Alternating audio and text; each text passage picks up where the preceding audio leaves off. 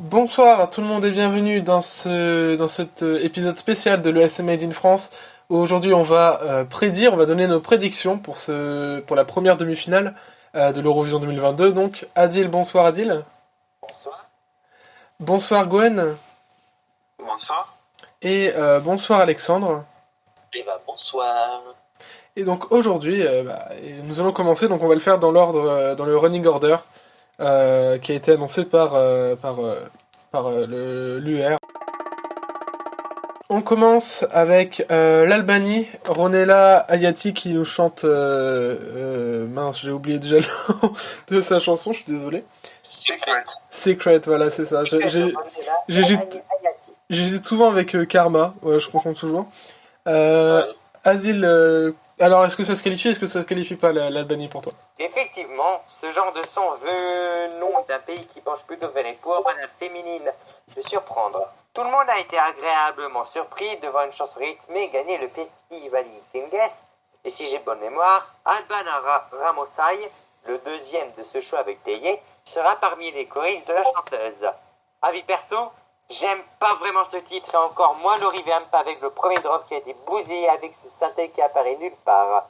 Pronostic, si la prestation est une grosse dinguerie, elle a ses chances d'aller en finale, mais le jury sera-t-il sensible à son secret? Par contre, le top 10, faut pas déconner, puisqu'elle sera l'un des potentiels fanfares, à savoir Atomva, comme la RTSH à l'habitude. Donc ça peut se qualifier. Et avec la Lettonie, on va voir lequel des deux est le plus mémorable. Donc pour toi, ça se qualifie l'Albanie, si je comprends bien. Donc ouais, ça pourrait se qualifier. Hein. Gwen, alors pour toi, est-ce que l'Albanie, ça se qualifie? Moi, je suis assez d'accord que l'Albanie va se qualifier. Je pense qu'elle va présenter une prestation assez en volée, j'ai envie de dire, en jouet. Donc, assez même bien construite. Il va y avoir 4 danseurs, un choriste. Donc, je pense que ça va être même assez équivalent, je pense, à la sélection albanaise. Je pense que je m'inquiète pas pour elle. Je pense qu'elle va se qualifier sans problème. Par contre, je suis pas trop d'accord avec Adi. Là, je pense que ça va beaucoup plus se démarquer par rapport à la Lettonie. Alexandre? Pour moi, il n'y a pas trop de soucis si l'Albanie a pu se qualifier avec des chansons un petit peu plus médiocres dans le passé, notamment que Turkus en 2019 ou Karma. Pour moi, il n'y aura pas de soucis. Ça se qualifiera pareil, sans trop de problèmes. Pour toi, c'est médiocre qui écoute Tokes? Alors, j'ai dit un petit peu plus médiocre, mais c'est pas du tout mon style musical. De manière générale, les chansons de l'Albanie, en fait, c'est pas mon style musical. Mais il y a pour et il n'y a pas de souci. Moi personnellement j'ai un petit peu hésité sur sa qualification, mais finalement je me suis dit que oui ça se qualifiera, même si c'est un petit peu vers la fin du top 10, je pense que ça se qualifiera sans vraiment de problème. On passe à la Lettonie Citizeni avec Eat Your Salad. Adil, qu'est-ce que t'en penses? Vu le niveau très moyen de leur sélection, j'avais dit qu'Eat Your Salad était mon favori et advienne que pourra. Pourtant, ils ont réussi à ma grande joie, étant donné que j'attendais pas grand-chose de ce pays. Avis perso, j'adore le refrain qui est groovy et c'est un buzz sur TikTok pronostic. Je ne m'emballerai pas trop pour une potentielle qualification, vu que ça risque de refroidir les jurés, mais peut-être que le jury, que le public se laissera emballer sur cette hymne et que ne renierait pas trio, en plus funky avec entrée, des salades et des chatons. Je serai les fans, je les enterrai pas trop vite, donc je dirais qualification un peu probable, mais pas très assurée. Gwen? Je suis pas trop d'accord avec Adil. C'est vrai que la Lettonie en ce moment connaît une série de disqualifications. Surtout que leur niveau de chanson, mis à part Samantha Tina, qui avait une très bonne chanson avec Still Breathing, mais qu'elle a pas pu défendre à Rotterdam en 2020, c'est un peu dommage. Mis à part Triana Pax, j'adorais tellement et qui aurait pu se qualifier. Je pense pas que Citizeni va vraiment réussir à se qualifier ce mardi soir. J'espère vraiment que dans le futur que la Lettonie nous enverra un peu d'autres contributions que celle-ci. Alexandre? Moi en fait j'hésite. Au début pour moi c'était un non, clair. Mais en fait, quand tu regardes les pré-parties et à quel point le public est à fond Ah, mais grave. Notamment pour la fameuse ligne enfin, la phase. Bah, bref, vous avez compris, la fameuse phrase du début. Je ne sais pas comment ils vont faire pour que les gens comprennent à Turin sans dire le mot. Mais en vrai, avec une très bonne mise en scène et un bon peps, franchement, ça peut passer. Donc je dirais non pour l'instant, mais ça m'étonnerait pas qu'il passe. Personnellement, je vais dire un oui, un grand oui, parce que, bah écoute, je te rejoins, Alexandre. Je pense que s'ils ne passent pas par leurs chansons, je pense qu'ils passeront avec leurs prestations. En fait, je m'attends un petit peu à un effet Paul Caponk, où vraiment c'est leur dynamisme sur scène et leur unicité, leur originalité, qui je pense ils vont se démarquer et passeront ce soir. Enfin, ce soir-là. Et très honnêtement, je pense que voilà, c'est le genre de chanson qui peut être un surprise qualifier, un qualifié surprise. Et vraiment, ça m'étonnerait pas qu'il se qualifie. Donc pour moi, dans mes prédictions, ça se qualifie pour l'instant pour la Lettonie.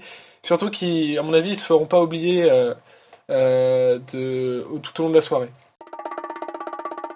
On passe à la Lituanie. Monica Liu avec Sentimental. Adil.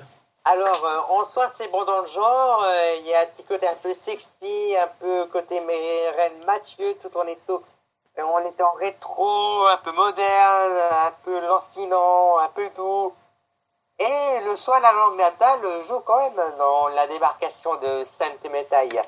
Vu que Monica est assez pro, les jurys vont bien booster ses chansons. Et nul doute que ça passera en finale. Hein. Gwen. Je suis assez d'accord avec Adil, je pense que c'est une chanson qui va passer en finale. Je pense que les jurys vont voter pour elle. Le public, mis à part peut-être le public letton qui sont les voisins, je pense que bon, après, je pense pas qu'elle aura un gros score via le public. Oui, je pense qu'elle va se qualifier, surtout qu'elle s'était qualifiée pour les previews d'OGAE France. Surtout qu'elle a une bonne popularité de la part des Eurofans et voire du public, donc je pense que je m'inquiète pas pour elle. Alexandre. Bon, il n'y a pas de risque zéro, mais je pense qu'elle a de bonnes chances aussi, parce que elle a une qualité de voix qui sera appréciée des jurys. Parce que les jurys jugent beaucoup sur ce genre de critères, en fait, plus que sur la chanson, même si forcément ils mettent un peu de leur avis dedans. Et voilà. Et le télévote aussi, je pense, en fait, il y a un truc avec les pays d'Europe de l'Est qui chantent dans leur langue natale, c'est que du coup, ça leur donne une certaine fierté. Et les pays de l'Est voisins savent reconnaître ça. Donc, on l'a vu avec l'Ukraine l'an dernier, etc. Enfin, c'était clair, quoi. Genre, ça sautait aux yeux, voilà, quoi. Donc, il y a moyen que ça se reproduise cette année. C'est pour ça que je pense que c'est un oui. Eh ben, je vais aller à contre-pied de tout le monde. Perso, j'y crois pas du tout à la qualification de Monica Liu.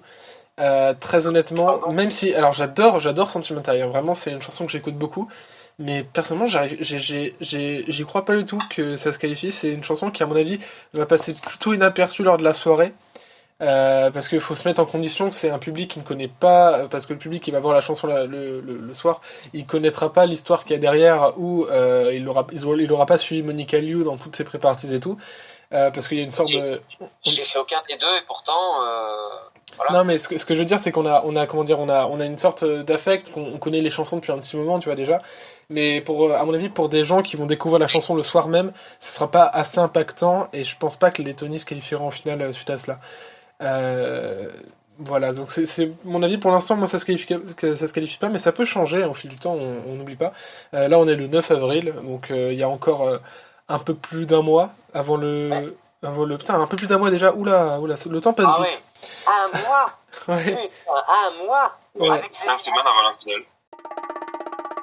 On passe à la Suisse. Marius Beer avec Boys Do Cry. Adil.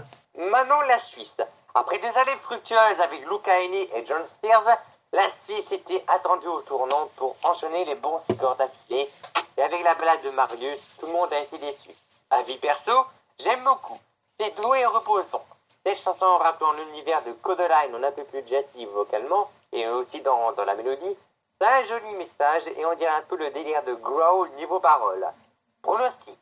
Comme on l'aime rappeler, l'Eurovision est un concours de chansons, et pas de chants, et qui dit concours, dit compétition.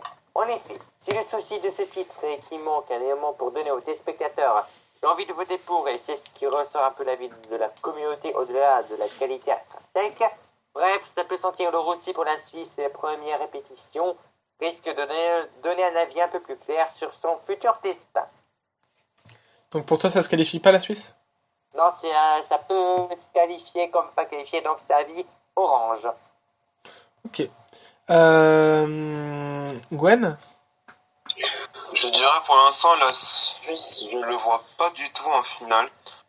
C'est vraiment une chanson, bon, c'est une balade qui est assez sympa, déjà pas assez sympa, mais c'est un peu ennuyant, quoi. On s'ennuie un petit peu, on a envie d'avoir une balade qui soit un peu plus, on va dire, authentique, qui soit un peu plus vraiment, qui mette un peu les pétoches, les jetons, et celle-là, j'ai du mal à vraiment accrocher dessus, et je pense pas que le public accrochera à cette chanson. Je pense que la Suisse est même retombée dans ses travers. Pour moi, c'est plutôt une élimination de la Suisse en demi-finale. Alexandre?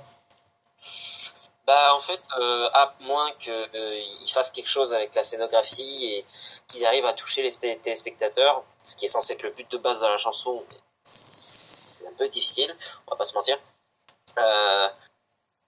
Bah ça pourrait passer, mais ils vont certainement pas faire ça. Ils vont probablement se contenter de faire une mise en scène sobre avec lui, donc Marius Beer, et non pas Beer d'ailleurs, parce que Beer c'est de la bière. C'est Marius Ours. Exactement. Ouais. Et du coup, ils vont sans doute se contenter de faire ça, ou alors il sera au piano vite fait, mais il y aura rien sur scène, ce sera ennuyeux et tout ça tombera complètement dans l'oubli. Il y a des chances que ce soit ça, mais je n'espère pas pour lui parce que j'aime beaucoup la chanson. Je dirais non du coup. Ben personnellement, je pense que je vous rejoins, je vais dire non, pas besoin d'être plus argumenté, je pense que c'est vraiment une chanson qui va vraiment pas marquer. La Slovénie, LPS avec Disco. Adil, que penses-tu? Bon, dans le genre disco, le dieu Serrat est quand même au-dessus de Last Pizza Slice. L'an passé, c'était Alain Soplic et son Amen qui a échoué en demi-finale. Malgré un bon live, et cette année, c'est le groupe LPS qui nous donne un air de disco.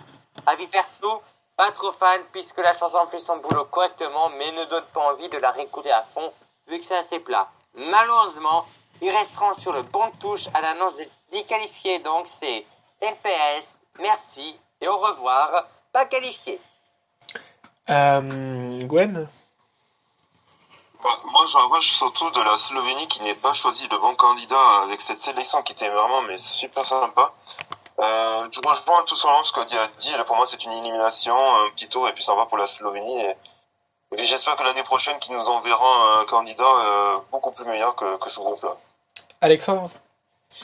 Alors tout le monde est très dur du coup avec notre groupe La Pizza Slice, hein, malheureusement LPS.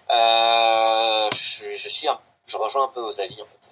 Il n'y a pas grand chose à expliquer. La chanson est bien, mais malheureusement pas assez puissante dans son style pour se démarquer. Et le groupe fait un peu trop le groupe de lycée en fait, puisque c'est un groupe de lycée.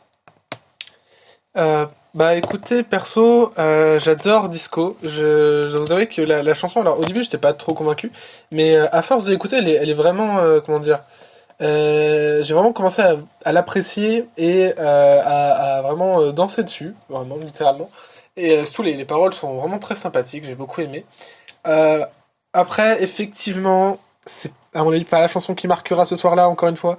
Je pense que c'est voilà, je pense que c'est pour la Speed Slice, ce sera un peu chaud la qualification, à mon grand regret parce que j'adore Disco et j'aimerais vraiment voir les qualifier, mais malheureusement c'est un peu mort quoi. Enfin, je pense. On passe à l'Ukraine, Kalush Orchestra avec Stefania. Adil. Obligé qu'il passe en finale vu que ça apportera la diversité.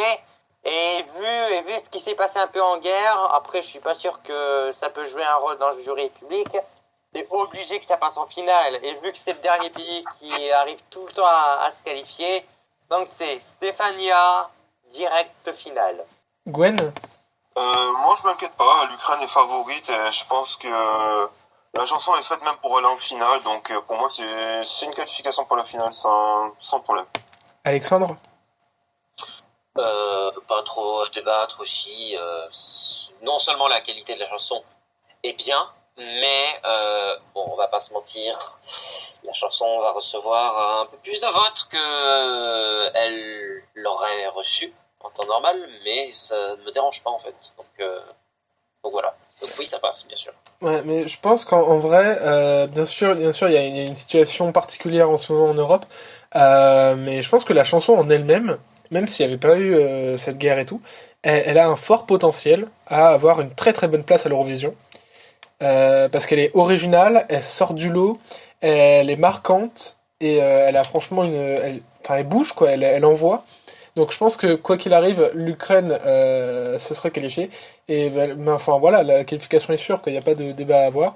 Et ce sera et c'est pas cette année que l'Ukraine faillira à son taux de qualification, quoi. On passe à la Bulgarie, Intelligent Music Project avec Intention, Adil. Depuis 2016, les Milanovri font des miracles pour ce pays qui n'arrivait pas à trouver la recette pour tout le temps se qualifier. Une belle deuxième place à Kiev en 2017 et toujours l'objectif d'aller en finale vu que leurs propositions furent bien accueillies par la commune. Pour le cru italien, la délégation a changé et a décidé de l'enlever le rock avec IMP et leur intention qui se fait injustement bolossée par les Eurofans qui décident de troller la BNT sur Twitter en faisant de faux messages d'encouragement jusqu'en mai. Avis perso, je vais être à contre-courant. J'aime beaucoup cette chanson qui est l'une des plus procès d'édition et les plus sous-cotées. Bien que le refrain manque un peu de folie, cette chanson a réussi et contribue à la diversité musicale du show. Attention, copier ce qui a marché l'an dernier, les PK auront-ils de succès? Black Channel et Maneskin pour ne citer que, puisque les chances de créer la surprise ne sont pas très élevées et risquent de passer inaperçus, surtout à la trappe.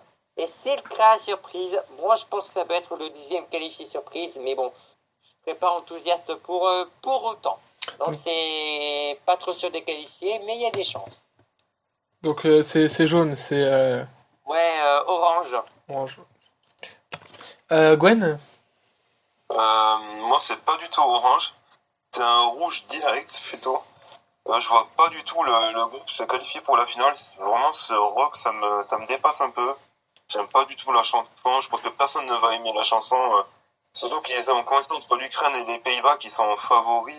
Ah ouais. Je pense que là, ça va faire un petit tour et puis ça en va. Et puis bye bye les Bulgares. Et je comprendrai jamais ce choix de la part de la chaîne d'avoir fait ce choix-là. Alexandre? En fait, j'aimerais beaucoup dire comme Gwen que c'est un red flag immédiatement, mais le pire c'est qu'en fait je suis même pas sûr. En fait, je pense qu'elle a une chance de passer cette chanson et ça me hante littéralement, mais en fait il y a une raison pour laquelle cette chanson pourrait passer. C'est la triche. En fait, faut pas, on a tendance à oublier qu'en fait ce groupe a été littéralement créé par un milliardaire, en fait, enfin un millionnaire, je sais plus, enfin bref, un businessman. Ouais. Et c'est à mon avis à cause de ça qu'ils sont à l'Eurovision actuellement. C'est que en fait, c'est le mec a littéralement payé le diffuseur pour faire passer son groupe au concours, tu vois. Ah ouais. Enfin, je pense, hein, il y a de grandes chances, ça m'étonnerait pas du tout que ce soit ça. C'est peut-être pour ça que d'ailleurs la team de base, du coup, qui était responsable de la Bulgarie depuis 2016, s'est barrée. Ça m'étonnerait pas du tout que ce soit ça. Mais bref, et du coup, ça m'étonnerait absolument pas de la part de, du coup, le nom du gars qui a fait le groupe. Je vais Google son nom tout de suite.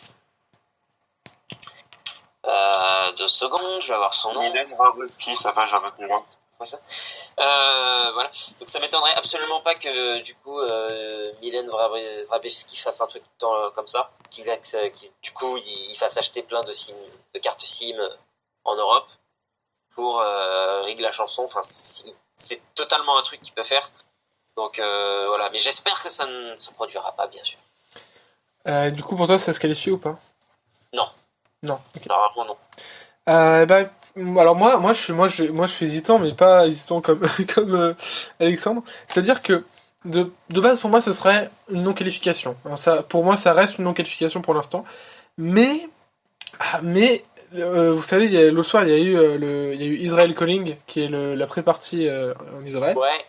et leur performance est pas si mal et peut vraiment marquer, cool, hein. ça peut vraiment marquer les esprits à Turin. Donc pour l'instant pour moi c'est une non-qualification. Après à voir ce qu'ils feront à Turin parce que c'était vraiment pas mal avec le peu de moyens qu'ils avaient en Israël. Donc ça c'est pas leur qualification est pas impossible quoi. Donc pour l'instant c'est non-qualification mais on verra plus tard.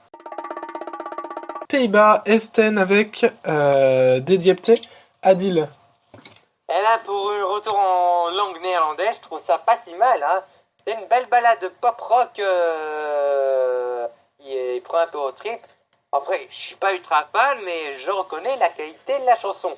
Après, niveau qualif, vu qu'elle est dans le top 10 des bookmakers, c'est quand même obligé qu'elle passe en vrai. Hein. Et puis vu que c'est un peu une chanson un peu lente, un peu mid, tempo, c'est 90 ppm, c'est obligé qu'elle passe en vrai. Hein. Adil pas Adil Gwen, pardon. Excuse-moi. Moi, je suis assez d'accord avec Adil. Je pense qu'elle est assez favorite quand même S10 et je pense que elle va se qualifier sans problème de son côté. Alexandre. Au départ, moi, en fait, j'étais pas sûr.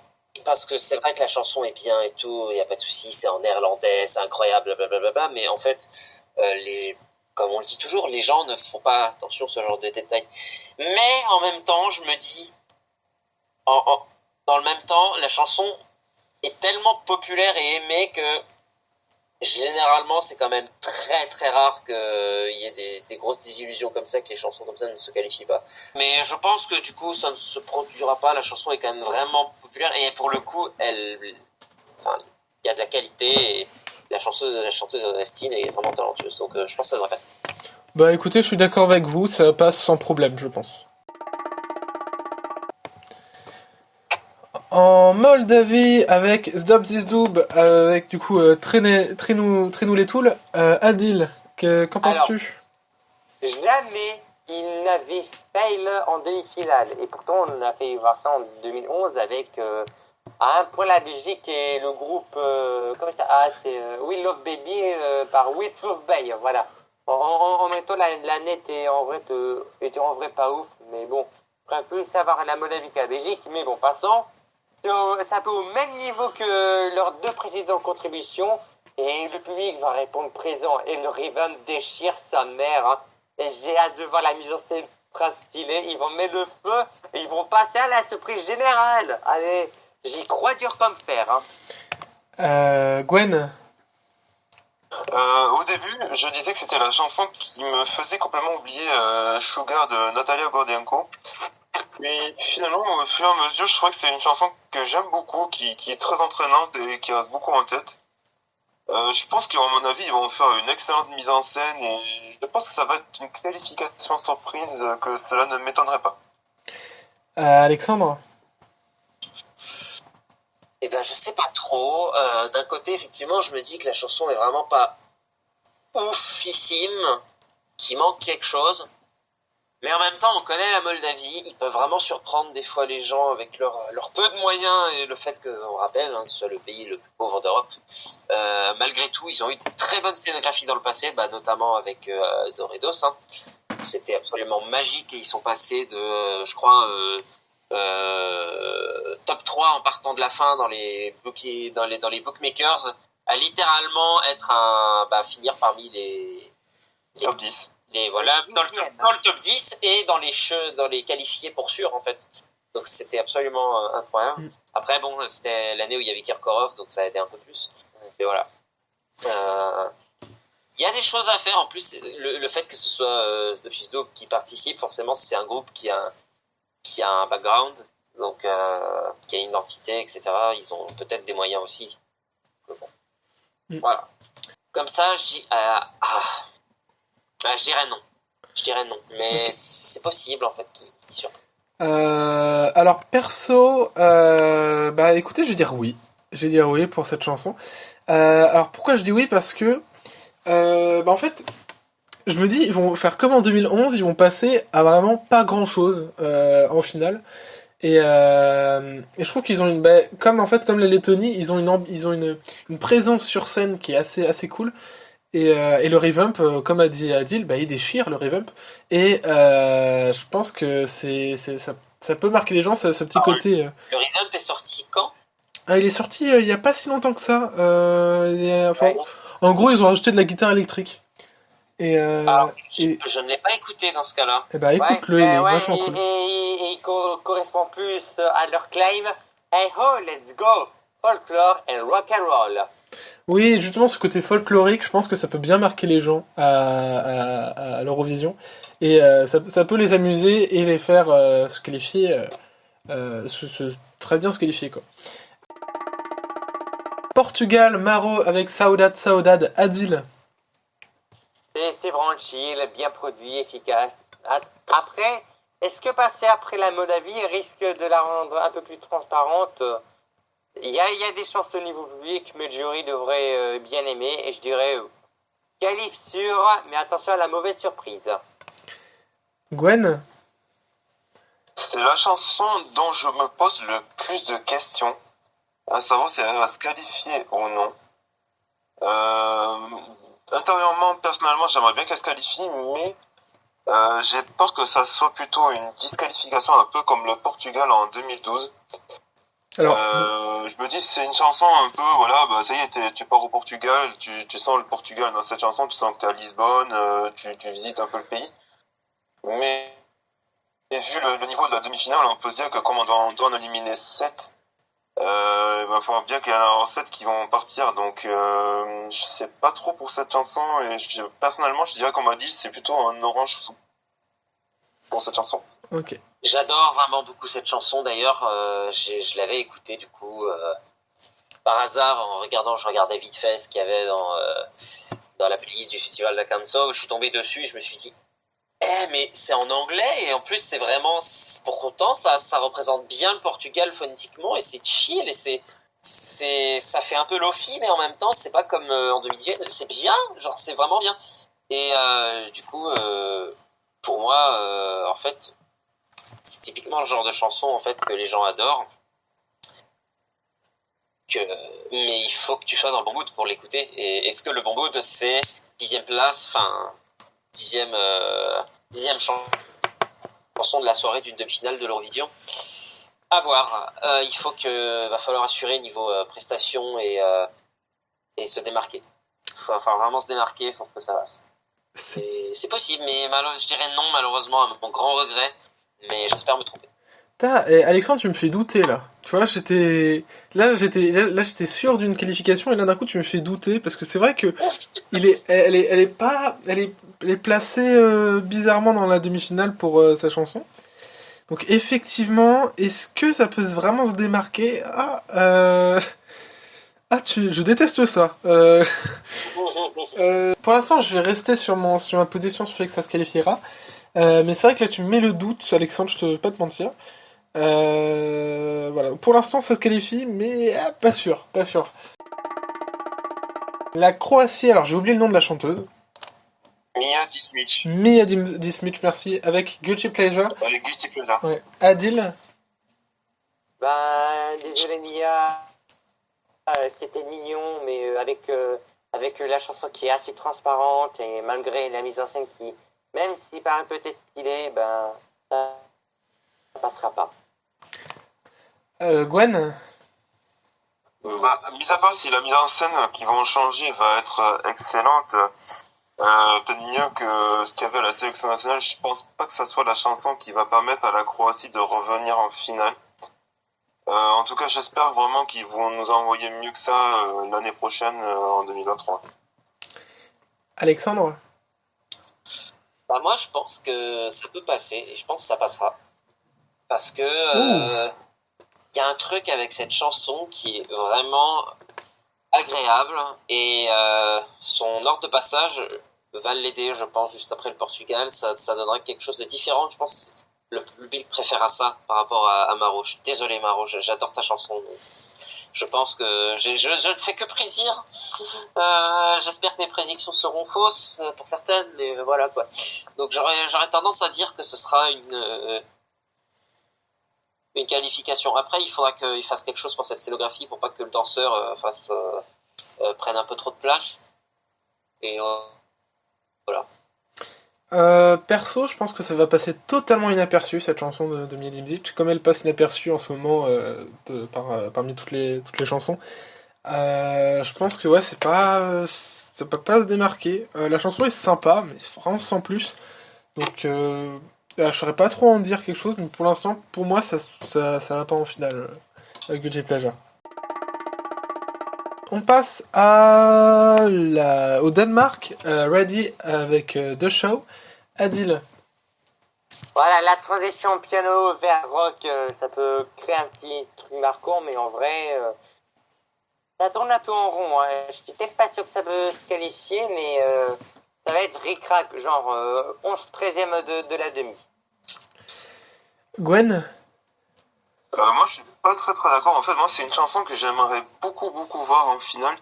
Et je pense qu'il est sous-noté de la part des Eurofans. C'est un peu dommage. Je veux vraiment aller à contre-pied des Eurofans et moi, je prédis une qualification pour le Danemark. Alexandre. Le Danemark, pour moi, ça passe. Désolé si ça vous surprend, mais en fait, la chanson vraiment est énergétique. Je sais pas pourquoi elle est aussi bas dans les classements de chacun.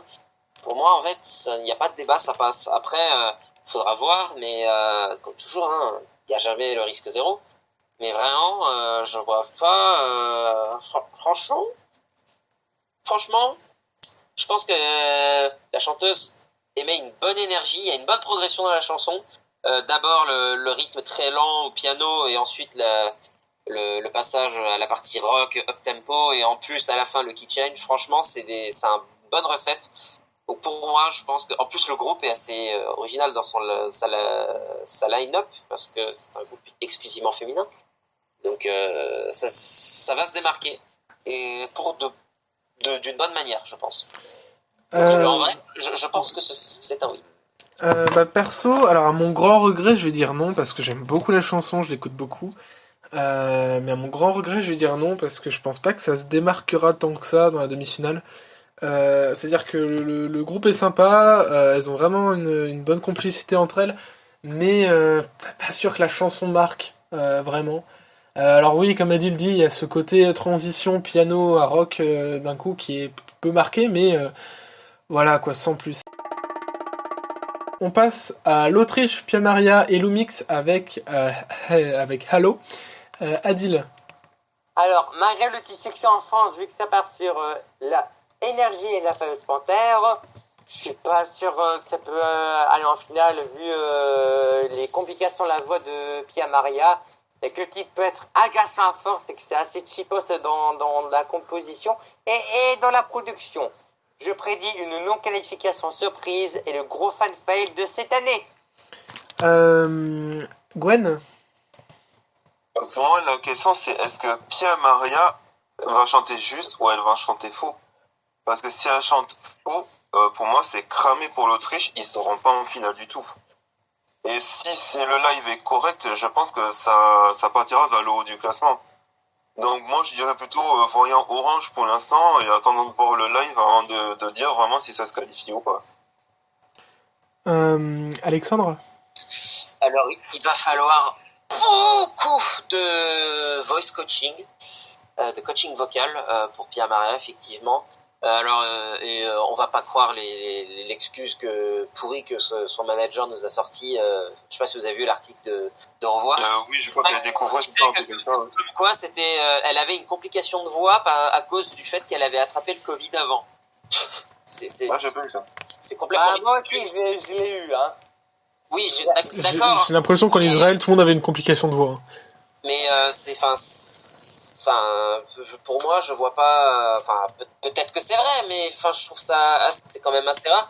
T'as énormément notamment Subwoofer, qui ont déjà chopé le Covid, et pourtant leur performance vocale était correcte, très correcte même, donc il y a pas de souci à ce point-là. Donc bon, après je suis pas médecin et tout ça, mais voilà.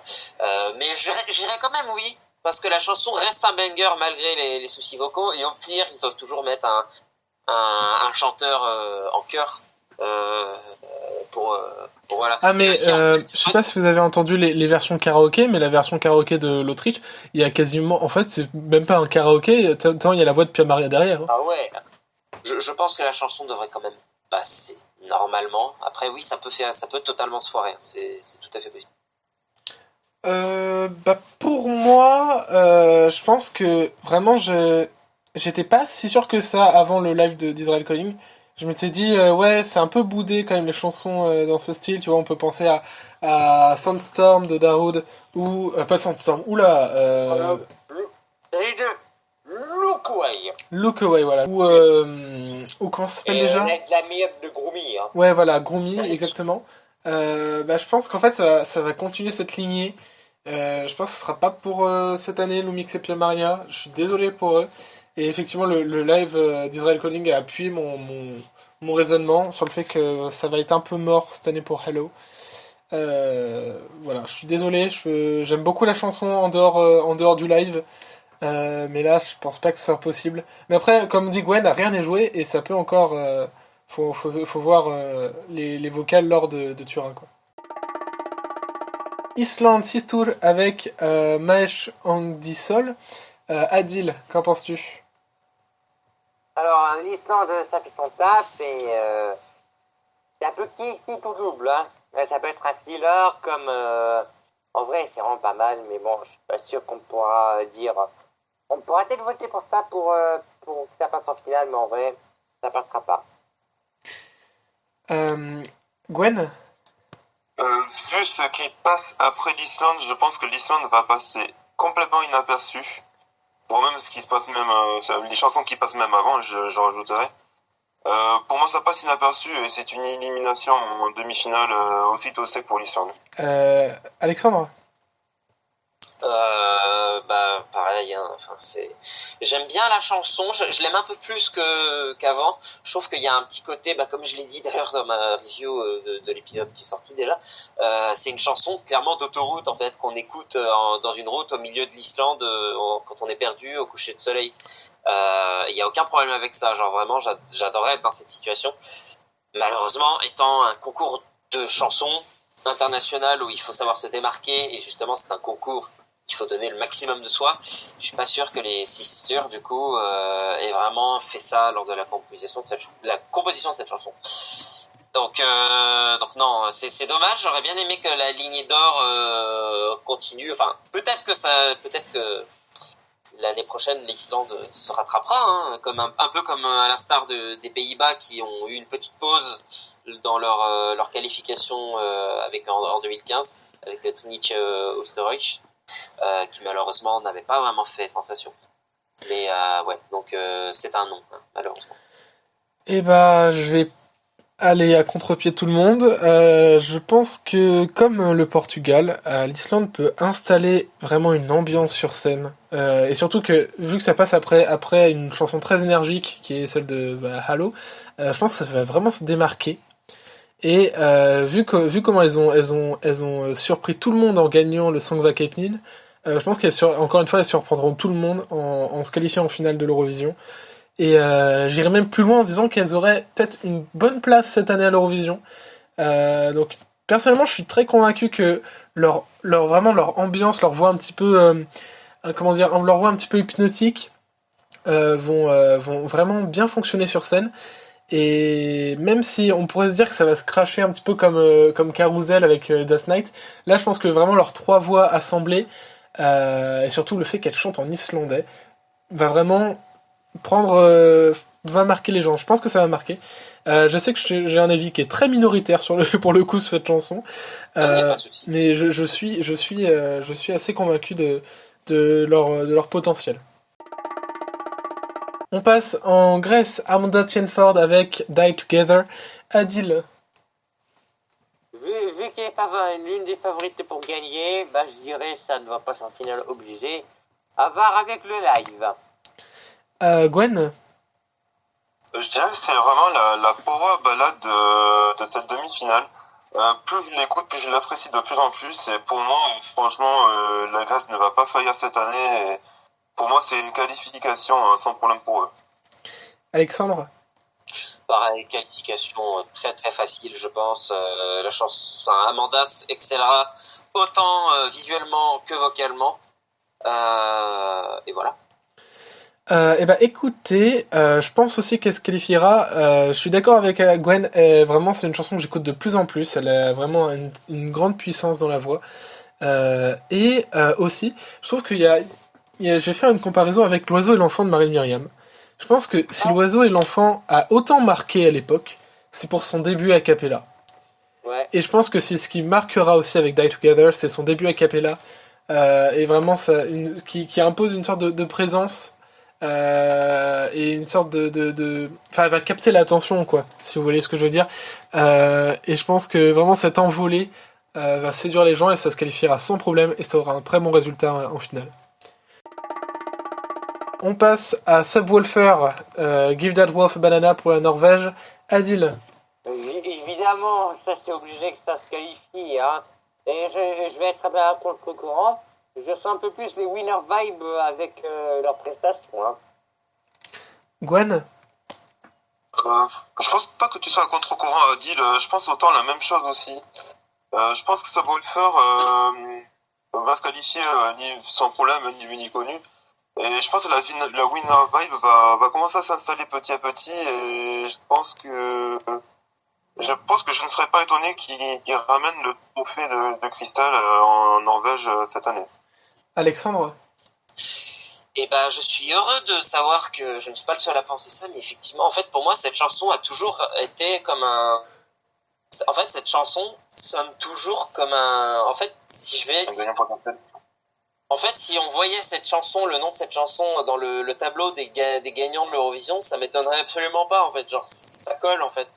Et il y a tout dedans. Il y a de la production, il y a l'énergie, il y a la chorégraphie, il y a le thème. En plus, le fait que ce soit une chanson avec des mecs déguisés en loup, une chanson qui parle d'animaux, et en plus, ça vient de la Norvège, ça va rappeler What Does the Fox Say, etc. Il y a vraiment un potentiel immense sur cette chanson. Surtout en plus la mise en scène déjantée et les graphiques de ça va vraiment faire rire beaucoup de gens. D'ailleurs, quand vous regardez sur les réactions sur YouTube de cette chanson, les gens rigolent quasiment à chaque fois. Donc Après, les réactions YouTube, les gens se forcent quand même, hein, faut pas oublier. Bah, peut-être celle avec beaucoup d'abonnés, mais en vrai, quand tu regardes les petites chaînes, en fait, pour moi, cette chanson fait partie des 3 potentiels candidats pour gagner la demi-finale. Premier étant l'Ukraine, deuxième étant la Grèce et troisième étant la Norvège. Pour moi, ce sera l'un de ces 3. Et voilà. J'ai rien d'autre à dire de.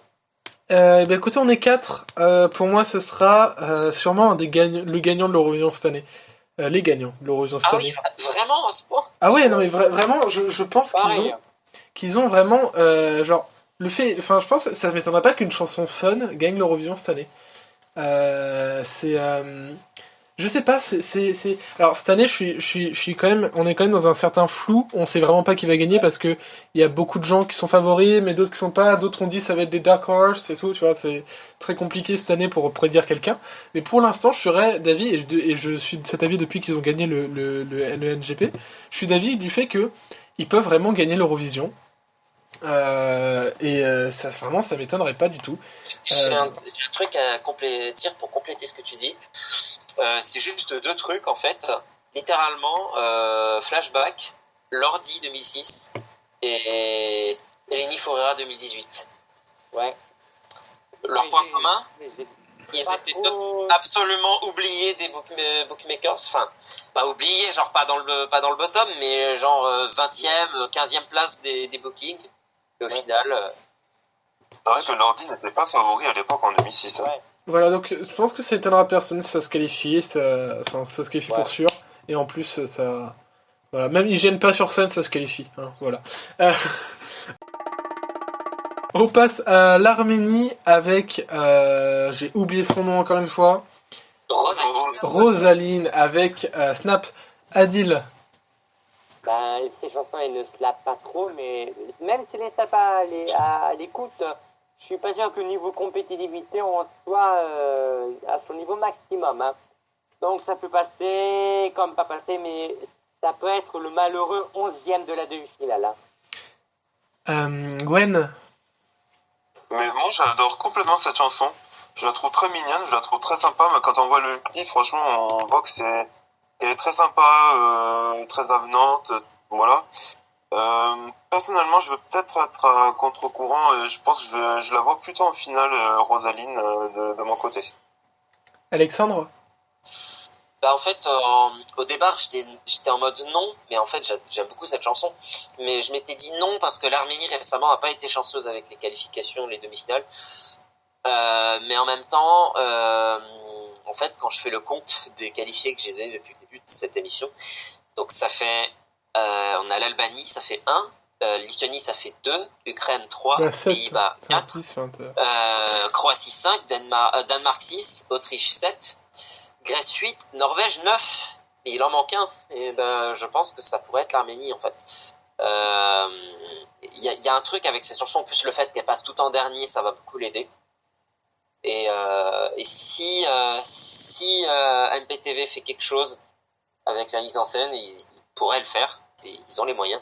Enfin, ils ont les moyens artistiques de le faire. Ça pourrait vraiment passer. À mon avis, il faudra jouer beaucoup sur le côté cute de la chanson. C'était mignon pour ceux qui ne savent pas que l'anglais existe. Ouais. Donc je dirais oui. Je dirais oui, mais c'est pas sûr non plus. Bah moi je vais dire oui aussi, c'est une chanson qui est encore une fois très mignonne, hein, je suis d'accord avec Alexandre. Et je pense que le fait que ça passe en dernier, ça aide aussi. Et voilà, je pense que il n'y a pas de grand doute à avoir. Je pense que ce sera une qualification facile. Et je trouve que c'est l'année où l'Arménie envoie quelque chose de totalement différent, qui vont réussir enfin à revenir en finale. Donc j'ai vraiment hâte de voir ça. Et ainsi conclut du coup nos qualifications nos prédictions pour la demi-finale 1. J'espère que ça vous aura plu. Merci Adil d'avoir été là. Merci beaucoup. Merci Alexandre. Et bien de rien, les amis. Et merci Gwen. Merci beaucoup. Et donc on se retrouve très prochainement pour nos prédictions de la demi-finale 2. Bonne soirée à tous, bye bye. Allez, à ciao, bonsoir. Salut. Au revoir.